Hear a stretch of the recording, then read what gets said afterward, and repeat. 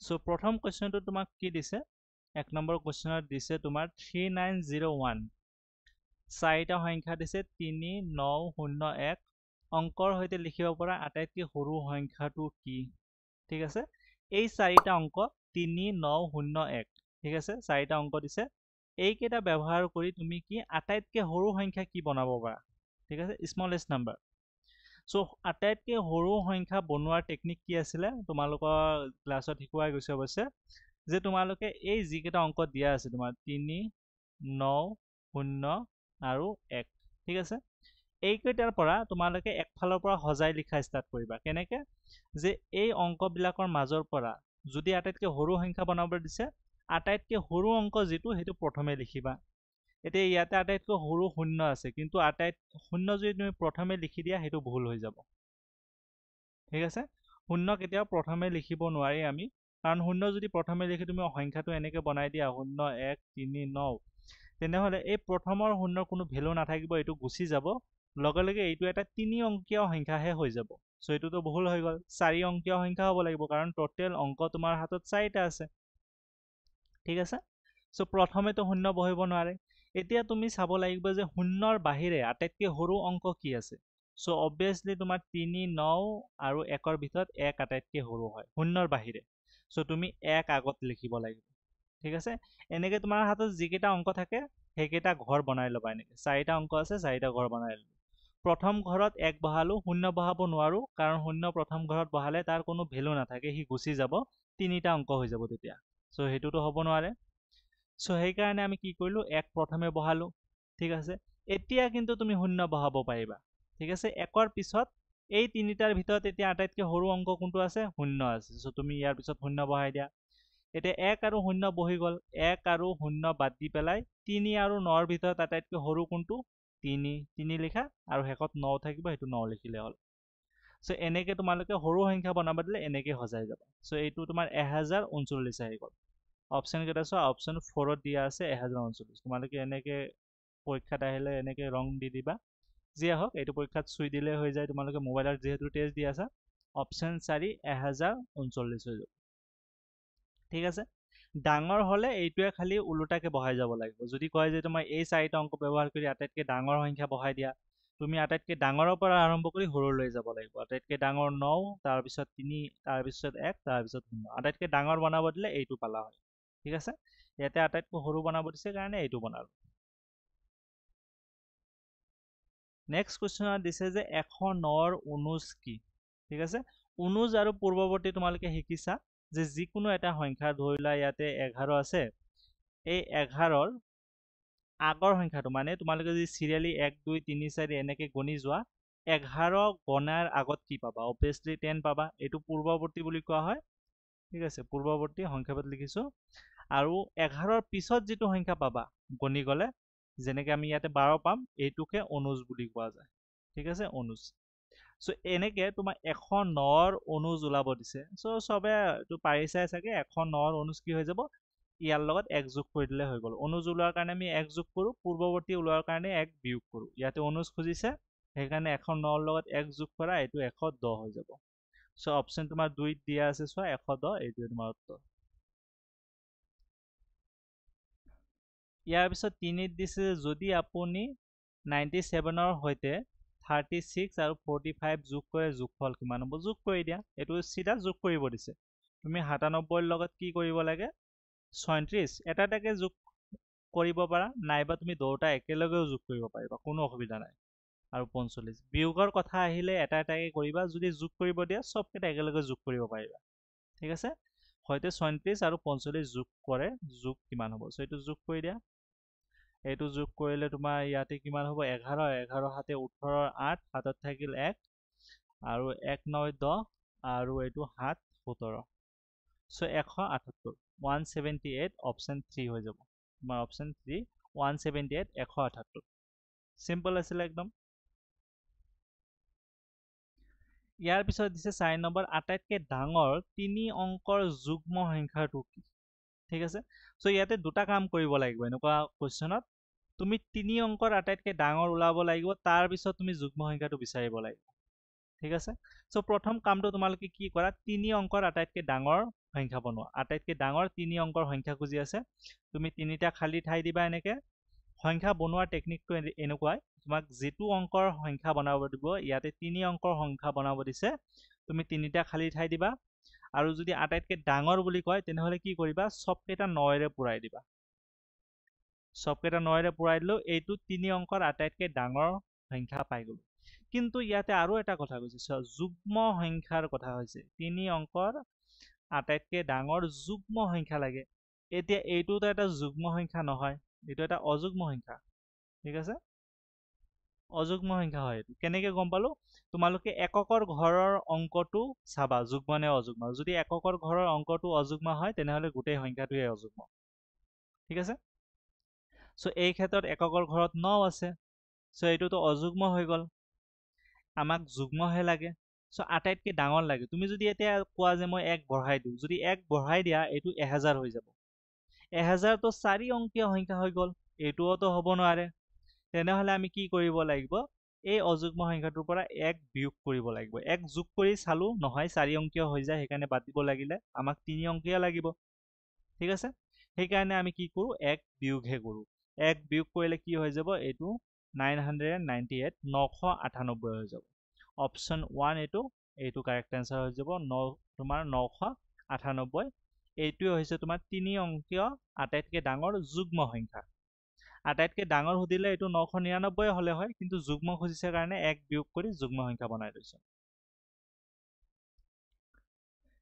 ইয়াৰ পিছত দিছে তোমাৰ 5 নম্বৰত দিছে প্ৰথম 5টা স্বাভাৱিক সংখ্যাৰ যোগফল ঠিক আছে এইটো স্বাভাৱিক সংখ্যা সবে জানা যে আমি 1 2 3 এনেকৈ অসীমলৈ গৈ থাকিলে এইবিলাকক স্বাভাৱিক সংখ্যা বুলি কোৱা হয় এতিয়া তোমাক কৈছে প্ৰথম 5টা স্বাভাৱিক সংখ্যাৰ যোগফল প্ৰথম 5টা স্বাভাৱিক সংখ্যা লিখি লোৱা 1 আহিব 2 আহিব 3 আহিব 4 আহিব আৰু 5 এইকেইটাই প্ৰথম 5টা স্বাভাৱিক সংখ্যা এতিয়া এই সবকেইটা যোগ কৰিব দিছে এই সবকেইটা যোগ কৰি দিয়া সিম্পল একদম দুটো একোৱে নাই কোৱেশ্চনত এইকেইটা যোগ কৰিলে কি হ'ব তুমি দুটা দুটাকে যোগ কৰা 1 আৰু 2 মিলি 3 হয় যোগ 3 আৰু 4 মিলি 7 হয় যোগ 5 তোমালোকে যদি এটা লাইনত কৰিব পাৰা এটা লাইনতে কৰিবা মই এটা লাইন বঢ়াই কৰিছো সহজ হ'ব এতিয়া 3 আৰু 7 মিলি 10 হয় 10 আৰু 5 15 সো এইটো তোমাৰ উত্তৰ 15 পাই গলা অপচন 3 15 হ'ব সিম্পল আছিল প্ৰথম 5টা স্বাভাৱিক সংখ্যা খুজিছে সো প্ৰথম 5টা স্বাভাৱিক 1 2 3 4 5 হয় এইকেইটা যোগ কৰি দিলে হৈ গল 6 নম্বৰত কি দিছে যে এই দুটা সংখ্যাৰ মাজত কোনটো ডাঙৰ সো তুলনা কৰিব দিছে চোৱা দুটা সংখ্যা দিছে তুলনা কৰিব দিছে এতিয়া তোমালোকে মন কৰা সংখ্যা তুলনাৰ দুটা স্টেপ আছিলে ঠিক আছে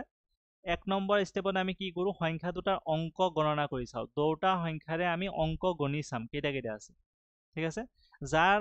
অংক বেছি সেই সংখ্যা ডাঙৰ মনত ৰাখিবা যোনটো সংখ্যাৰ অংকৰ সংখ্যা বেছি সেই সংখ্যাটো ডাঙৰ হ'ব ঠিক আছে অংক দুটাৰে গুণাচোন প্ৰথম সংখ্যাটোত কেইটা অংক আছে 1 2 3 4 5 6 6টা অংক পালা প্ৰথমটোত দ্বিতীয়টোত চোৱা 1 2 3 4 5 দ্বিতীয় অংকটোত মাত্ৰ 5টা অংক আছে সো অবভিয়াছলি তোমাৰ প্ৰথম সংখ্যাটোৱে আটাইতকৈ ডাঙৰ হৈ যাব এই দুটাৰ ভিতৰত ঠিক আছে যেহেতু অংক বেছি সেইকাৰণে তোমাৰ এইটো অপচন 1তে দিয়া আছে সো অপচন 1 তোমাৰ এইটো যিমানে যি সংখ্যা হওক পঢ়াৰ দৰকাৰ নাই এই সংখ্যাটোৱে ডাঙৰ হ'ব কাৰণ অংক বেছি আছে 7 নম্বৰ চোৱা কি কৈছে যে 8 আটাইতকৈ ডাঙৰ এক অংকৰ মৌলিক সংখ্যা আৰু আটাইতকৈ সৰু 2 অংকৰ মৌলিক সংখ্যাৰ গুণফল কিমান তোমাৰ এইটো কি কৈছে আটাইতকৈ ডাঙৰ এক অংক সো এইটো 8 এইটো নাহিব চাগে এইটো মিষ্টেকত আহিছে ঠিক আছে ভুলতে টাইপ হৈ গৈছে চাগে আটাইতকৈ ডাঙৰ এক অংকৰ মৌলিক সংখ্যা আৰু আটাইতকৈ সৰু দুটা অংকৰ মৌলিক সংখ্যাৰ গুণফল সুধিছে সো মন কৰাচোন আটাইতকৈ ডাঙৰ এক অংকৰ মৌলিক সংখ্যা কি কি তোমালোকে যদি মৌলিক সংখ্যাকেইটা মনত ৰাখিছা তোমালোকে 1ৰ পৰা 100ৰ ভিতৰত থকা মৌলিক সংখ্যা কিন্তু মনত ৰাখিবা মুখস্থ ৰাখিবা এইটো ইম্পৰ্টেণ্ট হ'ব 1ৰ পৰা 100ৰ ভিতৰত তোমাৰ যিকেইটা মৌলিক সংখ্যা আছে বেছি নাই 23টা মান আছে চাগে সো সেইকেইটা তোমালোকে মুখস্থ কৰি ল'বা সবে সো এতিয়া তোমালোক কৈছে আটাইতকৈ ডাঙৰ মৌলিক সংখ্যা সো 1ৰ পৰা 1 অংকৰ সুধিছে কিন্তু মানে 1 অংকৰ আটাইতকৈ ডাঙৰ মৌলিক সংখ্যা কি সেইটো ওলাই লোৱা তোমাৰ মৌলিক সংখ্যাবিলাক কি 2 3 4 নহ'ব 5 তাৰপিছত 7 8 9 10 তাৰপিছত 11 ঠিক আছে সো এতিয়া চোৱা এক অংকৰ আটাইতকৈ ডাঙৰ মৌলিক সংখ্যা কি আছে 7 আছে 7তকৈ ডাঙৰটো মৌলিক সংখ্যা নাই এটা অংকৰ 7ৰ পিছত ডাইৰেক্ট 11 আহি যায় 11তো দুটা অংকৰ হৈ গ'ল সো 11 তুমি ধৰিব নোৱাৰা সো এক অংকৰ আটাইতকৈ ডাঙৰ মৌলিক সংখ্যা তুমি 7 পালা ইয়াৰ লগত কাৰ পূৰণ সুধিছে তোমাক আটাইতকৈ সৰু দুটা অংকৰ মৌলিক সংখ্যা সো দুটা অংকৰ আটাইতকৈ সৰু মৌলিক সংখ্যা তুমি 11ই পাবা কাৰণ 11তকৈ যদি সৰু যোৱা তেনেহলে ডাইৰেক্ট 7 আহি যায় 7তো তোমাৰ এক অংক হৈ গ'ল সো দুই অংকৰ আটাইতকৈ ডাঙৰ মৌলিক আটাইতকৈ সৰু মৌলিক সংখ্যা 11ই হয় সো 11 পূৰণ কৰি দিয়া 11 পূৰণ 7 77 সো এইটো অপচন তোমাৰ 2 77 বা 77 হৈ যাব সিম্পল আছিল ইয়াৰ পিছত 8 নম্বৰটো চোৱা আটাইতকৈ ডাঙৰ তিনিটা অংকৰ যুগ্ম সংখ্যা আটাইতকৈ সৰু তিনিটা অংকৰ অযুগ্ম সংখ্যাৰ মাজত পাৰ্থক্য এতিয়া তোমালোকে যদি অলপ চিন্তা কৰা তোমালোকে এইটোৰ উত্তৰ ওলাইছাই অলৰেডি ঠিক আছে তোমালোকে আটাইতকৈ ডাঙৰ তিনিটা অংকৰ যুগ্ম সংখ্যাটো অলৰেডি ওলাইছা এইটো কোৱেশ্চন নম্বৰ কোনটো আছিল ইয়াতে ওলাই থৈ দিছা তুমি তাৰ পৰা ডাইৰেক্ট উত্তৰ বহাই লোৱা সো ইয়াতে তোমাৰ 998 998 আটাইতকৈ ডাঙৰ তিনি অংকৰ যুগ্ম সংখ্যা আৰু আটাইতকৈ ডাঙৰ তিনি অংকৰ অযুগ্ম সংখ্যা 999 হৈ যাব সো এইবিলাকতো ওলাই থৈ দিছা 4 নম্বৰ কোৱেশ্চনত এইটো ডাইৰেক্ট লৈ তুমি 8 নম্বৰত বহাই দিব পাৰিবা ঠিক আছে তিনি অংকৰ আটাইতকৈ ডাঙৰ অযুগ্ম সংখ্যা আটাইতকৈ ডাঙৰ সংখ্যাটোৱে হৈ যায় 999 আৰু যুগ্ম সুধিলে 1 কমাই দিয়া 998 সো এই দুটাৰ পাৰ্থক্য সুধিছে তোমাক ইয়াতে 8 নম্বৰত ক'ত গ'ল যে আটাইতকৈ ডাঙৰ তিনি অংকৰ যুগ্ম সংখ্যা আৰু আটাইতকৈ সৰু তিনি অংকৰ অযুগ্ম সংখ্যাৰ মাজত পাৰ্থক্য ঠিক আছে এইটোত চাগে কিবা মিষ্টেক এনসাৰ মিষ্টেক থাকিব পাৰে আটাইতকৈ ডাঙৰ তিনি অংকৰ যুগ্ম সংখ্যা সো এইটো তোমাৰ 998 হৈ যাব আৰু আটাইতকৈ সৰু তিনি অংকৰ অযুগ্ম সংখ্যা অৱশ্যে এইটো সৰু সুধিছে ঠিক আছে এইটো 999 নহ'ব আটাইতকৈ ডাঙৰ যুগ্ম সংখ্যাটোতো তোমাৰ 998 হৈ যাব এইটোতো আমি ওলাইছোৱেই অলৰেডি এইটো আহি গ'ল আৰু কৈছে আটাইতকৈ সৰু তিনি অংকৰ অযুগ্ম সংখ্যা এতিয়া আটাইতকৈ সৰু তিনি অংকৰ সংখ্যাটোনো কি সেইটো আগতে ওলাই লোৱাচোন আটাইতকৈ সৰু তিনি অংকৰ সংখ্যা সো এইটো তুমি প্ৰথমে 1 বহালে তাৰপিছত যদি 00 বহাই দিয়া এইটোৱে তিনি অংকৰ আটাইতকৈ সৰু সংখ্যা পাই যাবা তুমি কিন্তু তোমাক অযুগ্মই সুধিছে 100 এটা যুগ্ম সংখ্যা তোমালোকে যে মন কৰা তুমি যে তিনি অংকৰ আটাইতকৈ সৰু সংখ্যা বনালা 100 এইটো এটা যুগ্ম সংখ্যা হয় কাৰণ এককৰ ঘৰত 0 আছে 0 এটা যুগ্ম সংখ্যা সেইকাৰণে 100টো এটা যুগ্ম সংখ্যা হৈ যায় ঠিক আছে সো 100 যদি যুগ্ম সংখ্যা এইটো অযুগ্মলৈ কেনেকৈ লৈ যাবা তুমি ভাবিব পাৰা আটাইতকৈ সৰু খুজি আছে 1 বিয়োগ কৰি দিও 1 বিয়োগ কৰিলে 99 হৈ যাব এইটোতো তিনি অংকৰ নাথাকিলে সেইকাৰণে 1 বিয়োগ কৰিব নোৱাৰিবা তুমি 1 যোগ কৰি দিয়া সো 1 যদি তুমি যোগ কৰি দিয়া এইটো কি হৈ যাব 101 হৈ যাব সো এইটোৱে হৈ যাব তিনি অংকৰ আটাইতকৈ সৰু অযুগ্ম সংখ্যা এতিয়া এই দুটাৰ পাৰ্থক্য ওলাই দিয়া 998 ইয়াৰ পৰা তুমি 101 বিয়োগ কৰিব লাগে সো 101 যদি বিয়োগ কৰা এইটো তোমাৰ 7 আহিব এইটো 9 নামিব এইটো 8 897 সো এইটো অপচন 3 দিয়া আছে সো ঠিকে আছে কাৰেক্ট আছে কোৱেশ্চনটো 897 তোমাৰ উত্তৰ আহি যাব তুমি তিনি অংকৰ আটাইতকৈ ডাঙৰ যুগ্ম সংখ্যা পালা এইটো আৰু তিনি অংকৰ আটাইতকৈ সৰু অযুগ্ম সংখ্যা পালা এইটো সো বিয়োগ কৰি দিয়া 897 আহিব ইয়াৰ পিছত 9 নম্বৰ দিছে যে দুটা মৌলিক সংখ্যাৰ যোগফল হৈছে ঠিক আছে দুটা মৌলিক সংখ্যাৰ যোগফল তোমালোকে এনেকুৱা কোৱেশ্চন হলে ট্ৰাই কৰি চাবা সদায় কি ইয়াতে সদায় মৌলিক সংখ্যা বুলি কৈছে এইটো নহয় কাৰণ তুমি যদি ধৰি লোৱা 3 আছে তোমাৰ ওচৰত ধৰি লোৱা তোমাৰ 7 আছে 7 এটা মৌলিক সংখ্যা যোগ 11 এটা মৌলিক সংখ্যা এই দুটা যোগ কৰিলে কিমান আহি আছে 18 তো এটা মৌলিক সংখ্যা নহয় সো 1 নম্বৰ অপচন নহব সদায় দুটা মৌলিক সংখ্যাৰ যোগফল সদায় এটা মৌলিক সংখ্যা বুলি কৈছে এইটো নহব কাৰণ আমি টেষ্ট কৰি চালো দুটা মৌলিক সংখ্যা যোগ কৰি চালো 18 হয় কেতিয়াবা হ'ব পাৰে অসুবিধা নাই 2 আৰু 3 দুটা মৌলিক সংখ্যা যোগ কৰিলে 5 হয় এইটো এটা মৌলিক সংখ্যা কিন্তু সদায় নহয় ইয়াতে সদায় বুলি কৈ দিলে যে সদায়তো নহয় কেতিয়াবা 18 মানে তোমাৰ অমৌলিক তোমাৰ যৌগিক সংখ্যা আহি যায় সেইটো সদায় নহব তাৰপিছত কৈছে সদায় যুগ্ম সংখ্যা, এইটোও কাৰেক্ট নহয়, কাৰণ দুটা মৌলিক সংখ্যা যোগ কৰিলে ইয়াতে 2 আৰু 3 যোগ কৰিলে 5 আহি আছে, 5টো অযুগ্ম সংখ্যা, ঠিক আছে। চ' সদায় যে যুগ্ম সংখ্যা আহিব সেইটোও কোনো গ্যাৰাণ্টি নাই, কেতিয়াবা আহিব পাৰে। তাৰপিছত কৈছে সদায় এটা অযুগ্ম সংখ্যা, যে দুটা মৌলিক সংখ্যা যোগ কৰিলে সদায় অযুগ্ম সংখ্যা আহে, এইটোও কাৰেক্ট নহয়, কাৰণ 7 আৰু 11 যোগ কৰিলে 18 আহি আছে, 18টো এটা অযুগ্ম সংখ্যা নহয়, এইটো এটা যুগ্ম সংখ্যা। চ' দুটা মৌলিক সংখ্যা যোগ কৰিলে অযুগ্ম যে সদায় আহিব এইটোও কোনো গ্যাৰাণ্টি নাই। ইয়াৰ পিছত 4 নম্বৰত কৈছে ওপৰৰ এটাও নহয়, এইটোৱে উত্তৰ। তিনিটা অপশ্যন নহল মানে 4 নম্বৰ অপশ্যন হ'বই।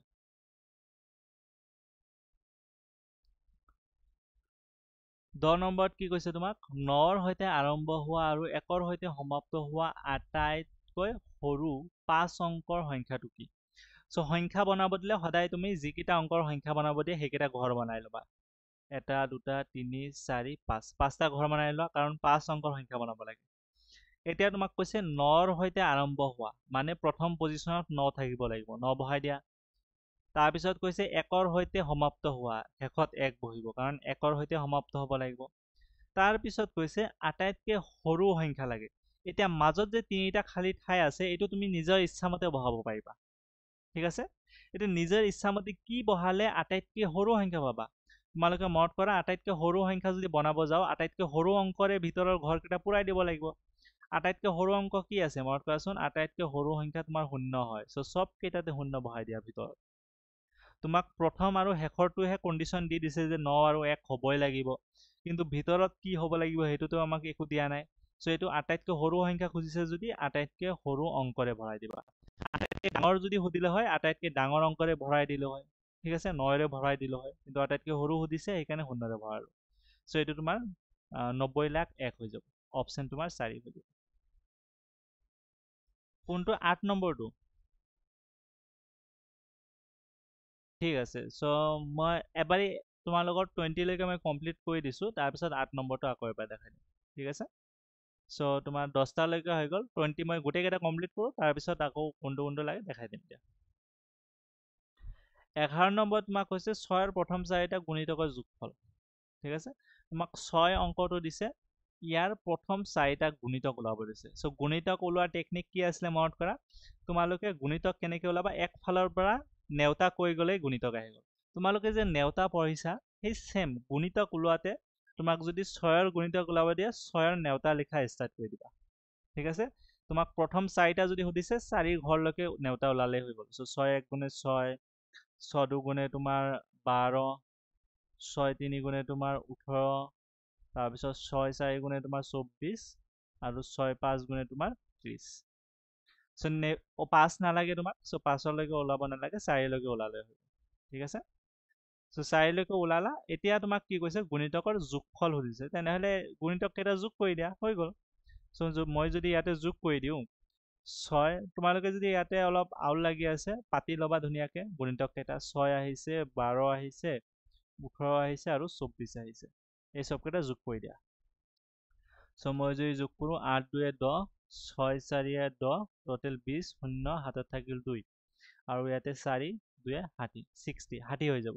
অপশ্যন 4 60 হৈ গ'ল, একদম চিম্পল। এইটো তুমি গুণিতক ওলোৱা চিম্পল, নেওতা লিখি দিলে হৈ গ'ল। চ' 4টা গুণিতক ওলালোঁ, যোগ কৰি দিছোঁ, 60 পাই গৈছোঁ, শেষ। 12 নম্বৰত কৈছে তোমাৰ 56ৰ পৰা 105ৰ ভিতৰত 7ৰ গুণিতকৰ সংখ্যা হৈছে। 56ৰ পৰা 105ৰ ভিতৰত 7ৰ গুণিতক কেইটা আছে, ঠিক আছে, সেইকেইটা ওলাব লাগে। চ' তুমি একফালৰ পৰা কৰি যাই থাকা কিমান কিমান আহে। তো তোমাৰ এইটোত আহিব তোমাৰ 1 আৰু 5, 15লৈকে, ঠিক আছে। এইটো ওলোৱা এটা শ্বৰ্টকাট টেকনিক আছে, সেইটো হ'ল তুমি 56 আৰু 105 7ৰ কোন নম্বৰ গুণিতক হয় সেইটো ওলাই লোৱা, ঠিক আছে। তোমালোকে যদি মন কৰা 7 8 গুণে তোমাৰ 56 হয়, ঠিক আছে, এনেকৈ লিখি থলা। আৰু চোৱা 7 আৰু 15 যদি মাল্টিপ্লাই কৰা তোমাৰ 105 আহে, ঠিক আছে। 7 আৰু 15 পূৰণ কৰিলে 105 আহে। তাৰ মানে তোমাৰ 7 8ৰ লগত পূৰণ কৰিলে আৰু 15ৰ লগত পূৰণ কৰিলে তোমাৰ বাউণ্ডেৰী আহি আছে 56 আৰু 105। এতিয়া ইয়াৰ ভিতৰৰ কেইটা কি কি হ'ব, তোমাৰ 9 গুণ, 10 গুণ, 11 গুণ, 12, 13 আৰু 14 এইকেইটা পূৰণ কৰিলে ভিতৰৰ সংখ্যাকেইটা তুমি পাই যাবা সো এতিয়া এইবিলাক পূৰণ কৰাৰ দৰকাৰ নাই তুমি জানাই যে এইকেইটা পূৰণ কৰিলে ভিতৰৰ সংখ্যাকেইটা আহিব সো তুমি কাউন্ট কৰা কেইটা আছে 1 2 3 4 5 6 সো তোমাৰ 6টা আছে অপচন 3 হৈ গ'ল বেছি অংক কৰাৰ দৰকাৰ নহয় ধৰিব পাইছা নাই তোমালোকে কি কৰিবা বাউণ্ডাৰী দুটা ওলাই ল'বা তুমি চাবা 7ৰ লগত কি পূৰণ কৰিলে 56 আহে 56 আহে 8ৰ লগত পূৰণ কৰিলে আহে সেইটো লিখি ল'লা আৰু যিটো আপাৰ বাউণ্ডাৰী দিছে 105 লৈকে ঠিক আছে 105 তুমি কি 7 15 গুণে 105 সেইটো লিখি ল'লা এতিয়া তুমি জানা 8ৰ লগত পূৰণ কৰিলে তলৰটো পাই আছা আৰু 15ৰ লগত পূৰণ কৰিলে ওপৰটো পাই আছা তাৰ মানে 8 আৰু 15ৰ ভিতৰত যিকেইটা সংখ্যা আছে এইকেইটাৰ লগত যদি 7 পূৰণ কৰা obviously ভিতৰৰ সংখ্যাকেইটা পাই যাবা তোমাক ভিতৰৰ সংখ্যাকেইটাই সুধিছে 56 আৰু 105ৰ মাজৰ সংখ্যাকেইটা সো এইটো 9 10 11 12 13 আৰু 14 ৰে পূৰণ কৰিলে পাই যাবা এতিয়া পূৰণ কৰি চাৱাৰ দৰকাৰ নাই তুমি জানাই হ'বই সো খালি তোমাক কেইটা আহিব সেইটোহে সুধিছে কেইটা আহে 1 2 3 4 5 6 6টা সো এইটো অপচন 3 6 হৈ যাব 13 নম্বৰত কৈছে নিম্নলিখিত কোনটো 316ৰ উৎপাদক নহয় ঠিক আছে উৎপাদক নহয় সো এইটো উৎপাদক সবকেইটা ওলাই লোৱাৰ দৰকাৰ নহব এনেতো তুমি সবকেইটা দি কৰি ডিভাইড কৰি চাই থাকিব পাৰা মই শৰ্টকাট চাই আছো কিবা এটা শৰ্টকাট 316 এইটোতো উৎপাদক হ'ব এটা তোমাৰ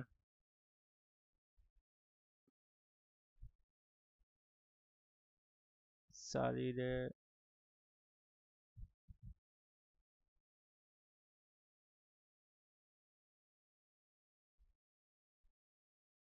8ৰ উৎপাদক এইটো হয় না এইটো নহব চাগে সো এক সব সংখ্যাৰ উৎপাদক হৈ যায় ঠিক আছে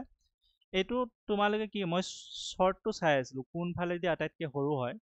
সো একেৰে সব সংখ্যা এটা উৎপাদক হয় এইটোতো লগে লগে উৎপাদক হৈ যাব তোমাক নহয় সুধিছে কিন্তু মনত ৰাখিবা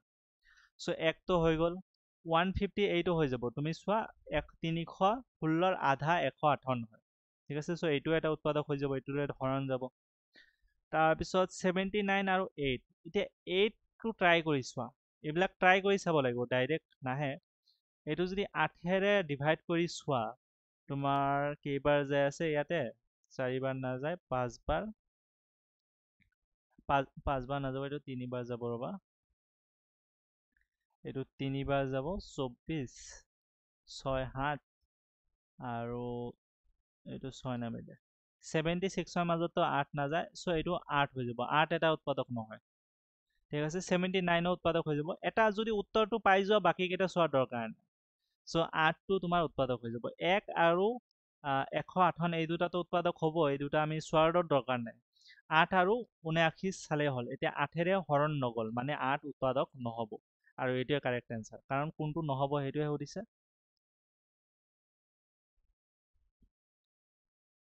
মৌলিক উৎপাদকবোৰ হৈছে 3780 মৌলিক উৎপাদক সুধিছে এইটো উৎপাদক বিশ্লেষণ কৰিব লাগিব ইয়াতে পাতি লৈ পেলাই উৎপাদক বিশ্লেষণ কৰা সদায় সৰুৰ পৰা আৰম্ভ কৰিবা 2ৰে যদি মই ডিভাইড কৰোঁ এইটো তোমাৰ এবাৰ 8 বাৰ 9 বাৰ 0 আকৌ 2ৰে 9 4 5 এতিয়া তোমাৰ 3ৰে যাব 3ৰে তোমাৰ 3বাৰ এবাৰ 5 বাৰ আকৌ 3ৰে যায় আছে এবাৰ আৰু এইটো 5 বাৰ আকৌ 3ৰে যায় আছে তোমাৰ এইটো যাব 3বাৰ 5 বাৰ এইবাৰ 5ৰে যাব 7 বাৰ সো তোমাৰ দুটা 2 আৰু 3টা 3 5 আৰু 7 চোৱাচোন কোনটো অপচনত আছে দুটা 2 3টা 3 5 আৰু 7 সো এইটো এনসাৰ সো এইটো সিম্পল উৎপাদক বিশ্লেষণ কৰিলে হৈ গ'ল 120ৰ মৌলিক উৎপাদকবোৰ হৈছে সো এইটো আহে মৌলিক উৎপাদক বিশ্লেষণ কৰিব লাগিব উৎপাদক বিশ্লেষণ কৰা সদায় আটাইতকৈ সৰু মৌলিক সংখ্যাৰে হৰণ কৰি চাবা 2ৰে কৰিলে 60 বাৰ আকৌ 2ৰে যায় এইটো 30 বাৰ আকৌ 2ৰে 15 বাৰ এতিয়া 3ৰে 5 বাৰ সো তোমাৰ 3টা 2 2 3 আৰু 5 সো এতিয়া মৌলিক উৎপাদকবোৰ হৈছে এতিয়া ডাবল দিয়াৰ দৰকাৰ নাই তোমালোকে কি কৰিলে হ'ল মৌলিক উৎপাদক টোটেল 2 আছে 3 আছে আৰু 5 এই তিনিটা আছে সো এইটো তোমাৰ অপচন 1 2 হৈ যাব এইটো তুমি অংক নকৰিলেও তোমাৰ উত্তৰ আহি গলে হয় কেনেকে মনত কৰাচোন ইয়াতে মৌলিক বুলি কৈছে মৌলিক উৎপাদক বুলি কৈছে তুমি অপচন যদি চোৱা অপচন 2 তো এই যৌগিক সংখ্যা এটা সোমাই আছে সো এইটো হ'ব নোৱাৰে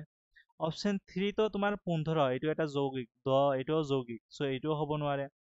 অপচন 4 তো 10 15 30 6 এইবিলাক যৌগিক সংখ্যা সোমাই আছে সো এইটোও হ'ব নোৱাৰে সো এইটো অংক নকৰিলেও হৈ গলে হয় কাৰণ বাকি কেইটা অপচন এনেই কটা যায় আছে অপচন 1 টোৱে হ'ব লাগিব 16 নম্বৰত কৈছে 1 ৰ পৰা 100 লৈকে লিখিবলৈ 9 কিমান বাৰ আহে ঠিক আছে সো 1 ৰ পৰা 100 লৈকে তোমালোকে যদি চোৱা 1 ৰ পৰা 10 লৈকে এবাৰ 9 আহি আছে ঠিক আছে সো 1 ৰ তোমাৰ 11 ৰ পৰা 20 ৰ ভিতৰতো তুমি 19 এটা পাবা এনেকে গৈ থাকিলে 30 40 50 60 70 মই ইয়াতে ভালকে বাতি লৈছো এইটো অলপ লজিক লগাব লাগিব তোমালোকে যে একফালৰ পৰা গণিব যোৱা বহুত সময় লাগিব গণিলেও ওলাই যাব 1 ৰ পৰা 10 লৈকে 20 30 40 50 60 70 80 90 আৰু 100 এতিয়া 1 ৰ পৰা 10 ৰ ভিতৰত তুমি খালি 19ত তুমি 1ত 9ত খালি পাবা তুমি 9 এটা ইয়াতে তুমি 9ৰ ঘৰটো চোৱা সবৰে ইয়াতে 19ত পাবা ইয়াতে 29ত পাবা সো এইকেইটা সব এই পজিশনত এটা এটা 9 আছে ঠিক আছে 90ৰ আগত 89 আছে সব কেইটা আছে কিন্তু 100ৰ আগত 99 আছে ইয়াতে তো দুটা 9 আহি গল সো টোটেল কেইটা হৈ যাব তুমি যি এফালৰ পৰা কাউন্ট কৰি যোৱা তুমি এফালৰ পৰা যদি কাউন্ট কৰি যোৱা 10ৰ পৰা 100ৰ ভিতৰত তোমাৰ এই 9ৰ পজিশনত তোমাৰ কেইটা আহি আছে 10টা আহি আছে 10টা মানে 11টা আহি আছে কাৰণ হেকত 99 এটা আহি আছে ঠিক আছে তোমাৰ 11টা আহিল এতিয়া তোমাৰ এক মিনিট ৰবা এতিয়া এই 99 100ৰ ঘৰ যেটো আছে হেইটোত কেনেকে আছে চোৱা আৰু ইয়াতে 90 এটা আছে এইটো এটা যোগ কৰা 90 এটা আহিলে 99 দুটা আহিছে সো হেতু মই এবাৰ প্লেন ভাবে লিখি দিছো ৰবা এইটো অলপ কনফিউজিং হ'ব পাৰে তোমাৰ 10ৰ পৰা 100ৰ ভিতৰত এই 9ৰ ঘৰত 9ৰ প্লেছত তোমাৰ টোটেল 10টা পাবা ঠিক আছে যোগ এতিয়া 99 তো দুটা 9 আহি গল আৰু এটা এক যোগ কৰি দিয়া যোগ এই 90 তো এটা এক্সট্ৰা আহিলে ঠিক আছে 90 এটা এক্সট্ৰা আহিলে 9 ইয়াতে আৰু এটা এক যোগ যোগ এটা মন কৰা 100ৰ যেটো ঘৰ আছে এইটো তোমাৰ 91 92 93 94 95 96 97 আৰু 98 এই সব কেইটাত তো 9 আছে সো এই কেইটা 9 যোগ কৰিব লাগিব এটা দুটা 3 4 5 6 7 8 টোটেল এক্সট্ৰা আৰু 8টা সো আৰু এটা 8 যোগ কৰা সো এইকেইটা যোগ কৰিলে কিমান হৈ আছে চোৱা 2 8 10 20 সো টোটেল 20টা তোমাৰ 9 পাবা 1 ৰ পৰা 100ৰ ভিতৰত টোটেল 20টা 9 পাবা তোমালোকে কাউন্ট কৰিও চাব পাৰা সেম আহি 17 নম্বৰত কৈছে যে 24ৰ মুঠ উৎপাদকৰ সংখ্যা হৈছে সো এইটো সব কেইটা উৎপাদক ওলাব লাগিব এইটো মৌলিক উৎপাদকৰ কথা কোৱা নাই কিন্তু সো সব কেইটা উৎপাদক ওলোৱাৰ টেকনিক কি মন কৰিবা 24 সমান সমান সব কেইটা উৎপাদক ওলোৱাৰ টেকনিক হৈছে তুমি একফালৰ পৰা কি সংখ্যা পূৰণ কৰিলে 24 পোৱা যায় সব লিখা ষ্টাৰ্ট কৰা সৰুৰ পৰা ডাঙৰলৈ যাবা 1 পূৰণ 24 কৰিলে আহে ঠিক আছে 2 পূৰণ 12 কৰিলেও 24 আহে ঠিক আছে 3 পূৰণ 8 কৰিলেও 24 আহে 4 পূৰণ 6 কৰিলেও 24 আহে ঠিক আছে আৰু সংখ্যা আছে নেকি ইয়াৰ পিছতে আৰু কোনো সংখ্যা নাই যি দুটা পূৰণ কৰিলে 24 আহে এতিয়া কাউন্ট কৰা টোটেল কেইটা পালা 1 2 3 4 5 6 7 8 সো টোটেল অপশন 1 8 হৈ যাব ঠিক আছে টোটেল 8টা উৎপাদক আছে মুঠ উৎপাদক খুদিছে মৌলিক খুদা নাই কিন্তু টোটেল উৎপাদক কেইটা লাগিব সো এইকেইটা হৈ যাব 18 কৈছে নিম্নলিখিত কোনটো সংখ্যা স্বাভাৱিক সংখ্যাৰ উৎপাদক সকলো স্বাভাৱিক সংখ্যাৰ উৎপাদক সো এইটো তোমালোকৰ নলেজৰ পৰা আহিছে কোনোবাই যদি জানা তেতিয়াহে পাৰিবা সো মনত কৰিবা সব স্বাভাৱিক সংখ্যাৰে এক এটা উৎপাদক হৈ যায় এক সব স্বাভাৱিক সংখ্যাৰে এটা উৎপাদক মনত ৰাখি দিবা এইটো 19 নম্বৰত কি কৈছে 21ৰ আটাইতকৈ ডাঙৰ উৎপাদকটো কি ঠিক আছে সো 21 এইটো তোমাৰ এটা তোমাৰ এইটো তোমাৰ কি ট্ৰিক কোৱেশ্চন, এইটো অংক কৰাৰ দৰকাৰ নাই। 21 আটাইতকৈ ডাঙৰ উৎপাদক 21 নিজে হ'ব। সো সব সংখ্যাৰে মনত ৰাখিবা, সব সংখ্যাৰে এক আৰু সেই সংখ্যা নিজে এটা উৎপাদক হয়, এইটো সদায় মনত ৰাখিবা। সেইকাৰণে এক সব স্বাভাৱিক সংখ্যাৰে উৎপাদক আৰু সেই সংখ্যাটো নিজে নিজৰ আটাইতকৈ ডাঙৰ উৎপাদক। সো 21 আটাইতকৈ ডাঙৰ উৎপাদক 21 হৈ যাব। 20 নম্বৰত দিছে তোমাক 35কৈ কম 5ৰ গুণিতকৰ সংখ্যা। সো 5ৰ নেওতা লিখা ষ্টাৰ্ট কৰি দিয়া, গুণিতক সুধিলে নেওতা। সো 5 এক গুণে তোমাৰ 5, 5 দুগুণে তোমাৰ 10। এইটো দুটা টেকনিক আছে, মই প্ৰথম এইটো কৰিছোঁ, ছেকেণ্ড টেকনিকো দেখাই দিম। 5 3 গুণে তোমাৰ 15, 5 4 গুণে তোমাৰ 20 আৰু 5 5 গুণে তোমাৰ 25 আৰু আছে তোমাৰ 5 আৰু 6 পূৰণ কৰিলে 30 আৰু 5 আৰু 7 পূৰণ কৰিলে 35। ঠিক আছে, এতিয়া তোমাক প্ৰশ্নত কৈছে যে 35কে কম, সেইকাৰণে তুমি 35 ল'ব নোৱাৰা, 35টো কাটি দিয়া। 5 7 গুণে 35 সেইটো কাটি দিয়া। তেনেহ'লে টোটেল কেইটা পালা চোৱাচোন, গুণিতকৰ সংখ্যা কিমান 35তকৈ কম। সো অবভিয়াছলি দেখাই যে আছে 1 2 3 4 5 6, 6টা হৈ যাব। সো এইটো অপশ্যন 3 হৈ গ'ল 6। সো এইটো ওলোৱাৰ আৰু এটা টেকনিক হৈছে যে তুমি চোৱা 35টো 5ৰ কোনটো গুণিতক। সো 35ক 5ৰে ডাইৰেক্ট হৰণ কৰি দিলে তুমি কোন নম্বৰ গুণিতক পাই যাবা। সো 35ক যদি তুমি 5ৰে হৰণ কৰা তুমি 7 পাই আছা, মানে 7 নম্বৰ গুণিতক হয়। ইয়াতেও চোৱা আমি 7 নম্বৰত পাইছিলোঁ, 7ৰ লগত পূৰণ কৰিলে 35 পোৱা যায়। এতিয়া 35তকৈ তলৰ যদি গুণিতক লাগে, তুমি 7ৰ তলত যিকেইটা সংখ্যা আছে সেইকেইটা গুণিতক পাবা। সো 7ৰ তলততো 6টা সংখ্যাই আছে, সো সেইকাৰণে এইটো শ্বৰ্টকাট আহি যায় 6টা সংখ্যা। এইটো লজিক ব্যৱহাৰ কৰিও কৰি দিব পাৰিলা হয়, অংক নকৰিলেও হৈ যাব। ঠিক আছে, সো তোমাৰ কুৱেশ্যন কেইটা হাৰ্ড নাছিলে, উৎপাদক গুণিতক আৰু তোমাৰ সংখ্যা গণনাৰ পাঠৰ এই দুটা আছিলে। এই দুটা পাঠৰ চিম্পল কুৱেশ্যন হয়, এইটো ইমান হাৰ্ড নহয়, ইজি কুৱেশ্যন। আৰু এই দুটা পাঠৰ পৰা ইজি কুৱেশ্যন আহে, বেছি হাৰ্ড কুৱেশ্যনো নাহে। ঠিক আছে, বুজি পালা চবে, কোৱাচোন।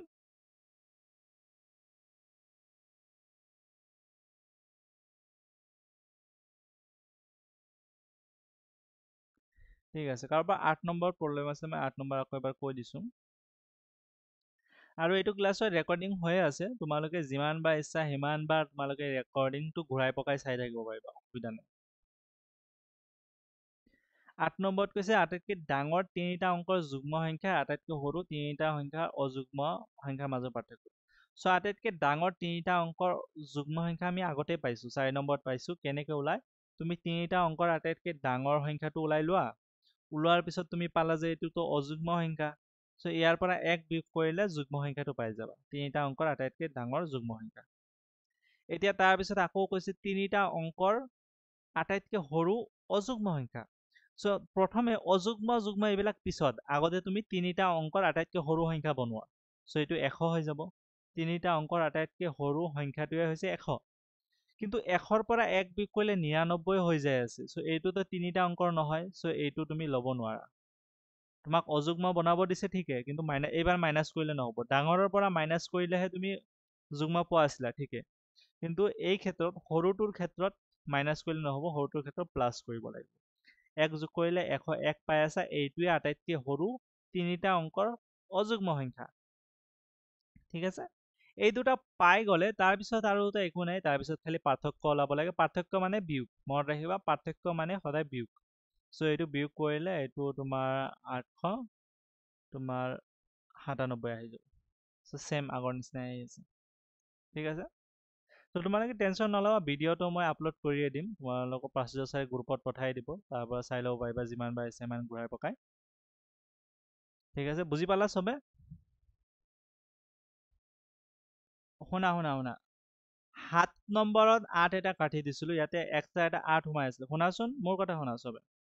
7 নম্বৰত তোমাৰ এক্সট্ৰা এটা 8 ইয়াতে সোমাই আছিলে, এইটো কোনো নাই, এইটো টাইপিং মিষ্টেক হয়, এইটোৰ কোনো কাম নাই ইয়াতে। ঠিক আছে, যদি তোমালোকে চিম্পল সৰু সুৰা কিবা আছে, সেইটো তোমালোকে ৰেকৰ্ডিঙৰ ঘূৰাই পকাই চাইলে বুজি যাবা। যদি একদমেই বুজি পোৱা নাই, মই দেখাই দিম আৰু, প্ৰব্লেম নাই। 17 নম্বৰ কৈছে 24ৰ মুঠ উৎপাদকৰ সংখ্যা। চ' 24ৰ মুঠ উৎপাদকৰ সংখ্যা, ঠিক আছে। চ' তোমালোকে উৎপাদক ওলোৱা দুটা ৱে আছে। ঠিক আছে এফালে উৎপাদক ওলালে তোমাৰ মৌলিক উৎপাদক খালি ওলাব আমি যে উৎপাদক বিশ্লেষণ কৰোঁ মনত কৰিবা 24ৰ যদি মই উৎপাদক বিশ্লেষণ কৰোঁ মই 2ৰে হৰণ কৰিম 12 পাম আকৌ 2ৰে কৰিম 6ৰে আকৌ হৰণ কৰিম 3 পাম এইকেইটা মৌলিক উৎপাদক আহিলে ঠিক আছে একেটা কয় মৌলিক উৎপাদক বিশ্লেষণ এই পদ্ধতিত মৌলিক উৎপাদকহে আহে পোৱা যায় কিন্তু মুঠ উৎপাদক খুদিলে এই টেকনিকত কৰিলে নহব মুঠ উৎপাদক মানে তোমাৰ মৌলিক যৌগিক সব উৎপাদক লাগিব এটা সংখ্যাৰ মানে মৌলিক যৌগিক দুটাই উৎপাদক থাকে উৎপাদক মানেনো কি মনত কৰাচোন তোমাৰ এটা সংখ্যাক যি সংখ্যাৰে হৰণ যায় সেই সববিলাক সংখ্যাই এই সংখ্যাটোৰ উৎপাদক 24ক তুমি 1ৰে হৰণ কৰিব পাৰা 1 এটা উৎপাদক হৈ যাব 2ৰে হৰণ যায় 2ও উৎপাদক হ'ব 3ৰে হৰণ যায় 3ও এটা উৎপাদক হ'ব 4ৰে হৰণ যায় 4ও এটা উৎপাদক হ'ব 6 তাৰপিছত তোমাৰ 8 12 তাৰপিছত 24 নিজেও হৰণ যায় সো এই যিমান যি সংখ্যাৰে এই সংখ্যাটো হৰণ যাব এইবিলাক সব ইয়াৰ উৎপাদক হৈ যাব ঠিক আছে উৎপাদক হৈ যাব এইবিলাক সব ইয়াৰ উৎপাদক হৈ যাব যিমান সংখ্যাৰে হৰণ যায় এতিয়া ওলাব কিমান কেনেকৈ ওলাবা তুমি কি সংখ্যাৰে হৰণ যায় সো হৰণ কিৰে যায় সেইটো ওলোৱাৰ টেকনিক হৈছে কি সংখ্যা পূৰণ কৰিলে এই সংখ্যা পোৱা যায় তুমি অলপ চিন্তা কৰিলে পাই যাবা কাৰণ বেছি ডাঙৰ সংখ্যা নিদিয়ে 100কে তলৰ সংখ্যাই দিব সো এইবিলাক সব সংখ্যা তোমালোকে এনে পূৰণ কৰি চাই ল'ব পাৰিবা যে 1 আৰু 24 পূৰণ কৰিলে এইটোতে আহিবই তাৰপিছত 2 12 পূৰণ কৰিলে 3 8 পূৰণ কৰিলে 4 6 পূৰণ কৰিলে যি সংখ্যা পূৰণ কৰিলে এই সংখ্যা পোৱা যায় সেইকেইটা লিখা লিখি পেলাই কাউণ্ট কৰি দিয়া টোটেল কাউণ্ট কৰি দিয়া টোটেল কেইটা ওলাল 8টা ওলাল তেনেহ'লে 8 এনসাৰ ঠিক আছে বুজি পাইছা ইয়াতে